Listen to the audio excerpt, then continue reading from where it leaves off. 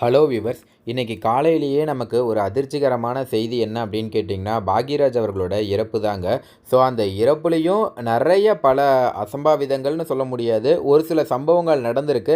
அப்படி என்ன தான் நடந்திருக்கு அப்படிங்கிறத பார்க்கலாம் வாங்க. அதுவும் குறிப்பாக வந்து பார்த்திங்கன்னா, பயங்கரமாக கோபம் அடைஞ்சிருக்காங்க ராதிகா. கோபம் அடைஞ்சது மட்டும் இல்லாமல் எல்லோரும் ஒழுங்கு மரியாதையாக போயிடுங்க அப்படிங்கிற மாதிரிலாம் கத்தியிருக்காங்க.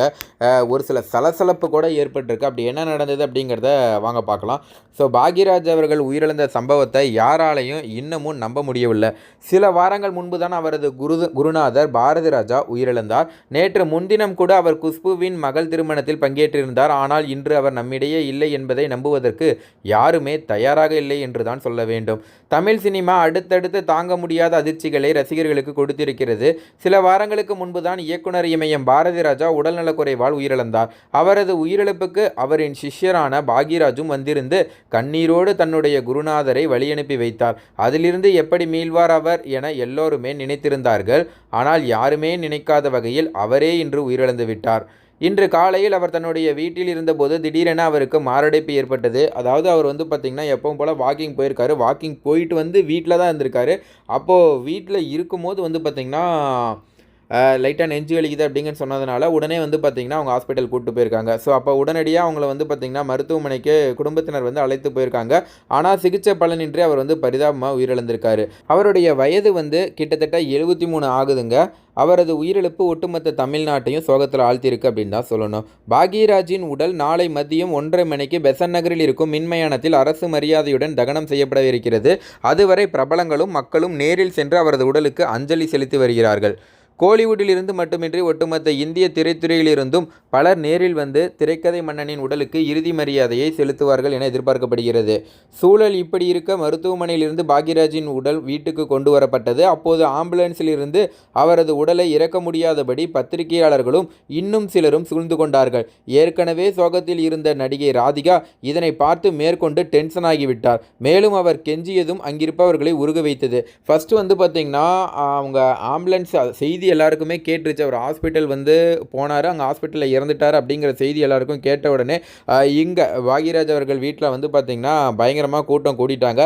அதுக்கப்புறம் அங்கே அப்போலோ ஹாஸ்பிட்டல்லேருந்து ஆம்புலன்ஸ் மூலமாக வந்து வீட்டுக்கு கொண்டு வந்திருக்காங்க. அப்போ வீட்டுக்கு கொண்டு வந்துட்டு அந்த வண்டியே பார்த்திங்கன்னா உள்ளே போக முடியல, அந்தளவுக்கு வந்து கூட்டம் வந்துருச்சு. எல்லாருமே அந்த ஆம்புலன்ஸ் வர வர வர ஆம்புலன்ஸை சூழ்ந்து நின்றுக்கிட்டாங்க. அப்படி சூழ்ந்து நின்றுக்கிட்டதுனால ஆம்புலன்ஸும் வந்து பார்த்திங்கன்னா நகர முடியல. அதுக்கப்புறம் அங்கே இருந்தவங்கெல்லாம் பார்த்துட்டு பயங்கரமாக டென்ஷன் ஆகிட்டாங்க ராதிகா. அதுவும் குறிப்பாக வந்து பார்த்திங்கன்னா அங்கே சூழ்ந்தவங்க எல்லாருமே வந்து பார்த்திங்கன்னா ஒரு சிலர் ரசிகர்கள், ஒரு சிலர் பத்திரிகையாளர்கள், அவங்க தான் பார்த்திங்கன்னா சூழ்ந்து நின்றுருக்காங்க. உடனே டென்ஷன் ஆகின ராதிகா வந்து என்ன சொன்னாங்கன்னா, எல்லோரும் ஒழுங்கு மரியாதையாக போயிடுங்க, ஒழுங்காக அவங்கள இறக்க விடுங்க அப்படிங்கிற மாதிரி கோபத்தில் கத்திருக்காங்க. அதுக்கப்புறம் என்ன பண்ணுறதுனே தெரியாமல் டக்குன்னு நம்ம டென்ஷன் ஆகிட்டோமோ அப்படிங்கிறதுனால நினச்சிட்டு அந்த சூழ்நிலையை புரிஞ்சிட்டு எல்லார் மூஞ்சி ஒரு மாதிரியாக மாறுறதை பார்த்துட்டு அவங்க என்ன பண்ணாங்கன்னா கையெடுத்து வந்து பார்த்திங்கன்னா எல்லாரையும் கும்பிட்டுருக்காங்க. அவங்க அப்படி அந்த கையெடுத்து கும்பிட்டு என்ன சொன்னாங்கன்னா, அங்கே சூழ்ந்திருந்தவர்களை பார்த்து அவங்க என்ன சொல்லியிருக்காங்கன்னா, உங்களை கையெடுத்து கும்பிடுறேன், இங்கே வேண்டாம், உங்களுக்கு ட்ராமா வேண்டும், டிஆர்பி வேண்டும் என்றால் நாங்கள் தனியாக நடித்து தருகிறோம். தயவு செய்து எங்களுக்கு கொஞ்சம் பிரைவேசி கொடுங்கள் சார், தயவு செய்து இந்த சாவினை சர்க்கஸ் ஆக்காதீங்க அப்படிங்கிற மாதிரி சொல்லி கெஞ்சி கேட்டிருக்காங்க. ஏற்கனவே பாரதி ராஜா இறப்பின் போது கேமராவை தூக்கி கொண்டு வந்த ஒருவரை பார்த்து இயக்குனர் தியாகராஜ குமார் ராஜாவும் கடிந்திருந்தது நினைவு கூறத்தக்கது. ஸோ இப்படிப்பட்ட ஒரு சூழ்நிலையில் வந்து பார்த்திங்கன்னா அவங்க கோபப்பட்டிருக்காங்க. பட் இதை கேட்டவுடனே அங்கேருந்து சுற்றி இருந்தவங்க என்ன சொல்லியிருக்காங்க அப்படின்னா, இவங்க சினிமாவில் நடிக்கணும் அப்படின்னா நாம் தேவைப்படுது, ஒரு பிரபலமாகணும் அப்படின்னா நம்ம தேவைப்படுது, இவங்க கூப்பிட்டா நம்ம வந்து நாய் போல் வந்து பார்த்திங்கன்னா மைக்கை கொண்டு வந்து நிற்க வச்சுட்டு இவங்களுக்காக நம்ம வந்து உழைக்கணும். ஆனால் வந்து ஒரு செய்தியாக தான் நாங்கள் பார்க்க முடியும், இது எங்களுடைய தொழில். அதாவது நீங்கள் பிரபலமாகணுன்னாலும் நாங்கள் செய்தியை மட்டும் தான் வெளிப்படுவோம். இந்த சம்பவம் நடந்தது கூட நாங்கள் இதை வந்து செய்தியாக வெளியிட்டு மக்களை தான் கொண்டு போய் சேர்க்குறோமே தவிர இதில் நாங்கள் ஒன்றும் பண்ணது கிடையாது அப்படிங்கிற மாதிரி வந்து பார்த்திங்கன்னா ஒரு சிலர் பதில் கூறிட்டு இருக்காங்க. பட் எது என்னவா இருந்தாலும் அவங்க செய்தி போடுறதும் ஒரு வகையில் நியாயம்தான், அதை பற்றி தப்பு சொல்ல முடியாது. பட் ஆனால் அவங்களுக்கு அவங்க வந்து அவங்க வேலையை கரெக்டாக பார்க்கலாம், டிஸ்டர்ப் பண்ணாமல், இவங்க வேலையை டிஸ்டர்ப் பண்ணாமல் பார்க்கலாம். ஸோ அதே போல் வந்து பார்த்திங்கன்னா பாக்யராஜை பொறுத்தவரை நடிகை ராதிகாவுடன் நல்ல நட்பில் இருந்தவர். ராதிகாவின் முதல் படமான கிழக்கே போகும் ரயிலில் பாக்யராஜ் தான் முதன்மை உதவி இயக்குனர். ராதிகாவை முதலில் அந்த படத்தில் நடிக்க வைப்பதற்கு அவருக்கு விருப்பமே இல்லை என்பது நினைவு கூறத்தக்கது. ஸோ இந்த தகவல் தான் தற்போது சமூக வலைதளங்களில் ரொம்ப வைரலாக போயிட்டு இருக்குங்க. ஒரு பக்கம் ராதிகா அவங்க டென்ஷன் ஆயிட்டாங்களா, இன்னொரு பக்கம் என்ன நடந்திருக்கு அப்படின்னு பார்த்தீங்கன்னா, சுஹாசினி அவர்கள் வந்து பேட்டி கொடுத்துருக்காரு. சுஹாசினி அவங்களும் வந்து பார்த்திங்கன்னா பாக்யராஜ் குடும்பத்துக்கு ரொம்ப நெருக்கமானவங்க தான். அவங்க என்ன சொல்லியிருக்காங்க அப்படிங்கிறத வாங்க இந்த வீடியோவில் பார்க்கலாம். சுஹாசினி அவர்கள் சொல்லும்போது என்ன சொல்லியிருக்காங்கன்னா, கோவாவில் நேற்று முன்தினம் வரை தங்களுடன் மகிழ்ச்சியாக பேசிவிட்டு அதற்குள் இப்படி ஒரு துயர செய்தி வரும் அப்படிங்கிற மாதிரி நாங்கள் எதிர்பார்க்கவே இல்லை அப்படிங்கிற மாதிரி ரொம்பவே கண்ணீர் விட்டு பேட்டி கொடுத்துருக்காங்க சுஹாசினி மணிரத்னம் அவர்கள். 1953ஆம் ஆண்டு கோயம்புத்தூர் பிறந்த பாக்யராஜ் இயக்குனர் பாரதிராஜாவிடம் உதவி இயக்குனராக தன் திரைப்பயணத்தை தொடங்கினார். 16 வயதினிலே திரைப்படத்தில் சிறிய கதாபாத்திரத்தில் அறிமுகமாகி பின்னர் 1979இல் புதிய வார்ப்புகள் படத்தின் மூலம் கதாநாயகனாக உயர்ந்தார். எளிய மனிதர்களின் வாழ்வியலையும் சுவாரஸ்யமான திரைக்கதையையும் கையாள்வதில் தனக்கென ஒரு தனி முத்திரையை பதித்தவர் அவர். அவரது மறைவு செய்தியை கேட்டு திரையுலகை சேர்ந்த பலரும் நேரில் வந்து அஞ்சலி செலுத்தி வருகின்றனர்.